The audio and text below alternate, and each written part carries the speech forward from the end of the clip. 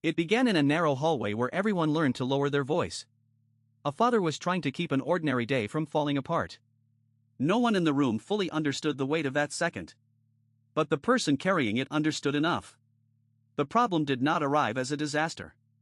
It arrived as a pause at the table, a letter folded twice, a door closed too softly, a look that stayed on someone's face 1 second too long. In families, the deepest trouble often enters quietly because everyone is trying to protect everyone else. For a while, he tried to behave as if nothing had changed. There were meals to prepare, school bags to pack, bills to hide, old promises to repeat, and younger people in the house who still needed the world to look safe. But pretending is heavy work. Every small kindness began to cost more than it had the day before. Then came the moment when the truth could no longer stay behind the curtain. No one made a speech. No one had the perfect words. A person simply saw what had been hidden and understood that love sometimes wears the face of a lie, a silence, or an exhausted smile. What happened next was not dramatic in the way films are dramatic. A father did not suddenly become fearless. He simply chose not to make the wound bigger. That choice may look small from the outside, but inside a family it can be the difference between breaking and holding. Someone still had to wash the dishes.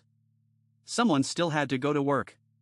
Someone still had to answer a child's question without letting the voice shake.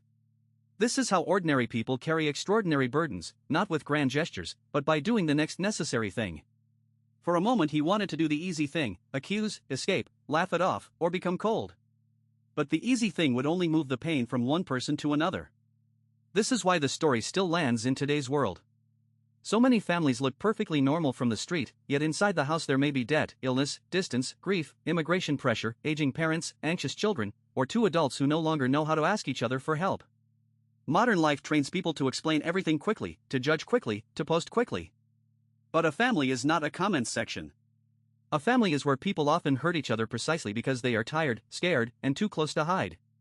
The story asks for a slower kind of judgment. Before calling someone weak, dramatic, cold, or dishonest, maybe ask what fear they were carrying and what they were trying to protect.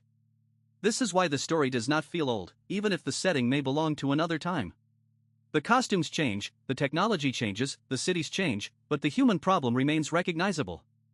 People still want to be understood before they are judged. They still want a second chance without being reduced to their worst mistake.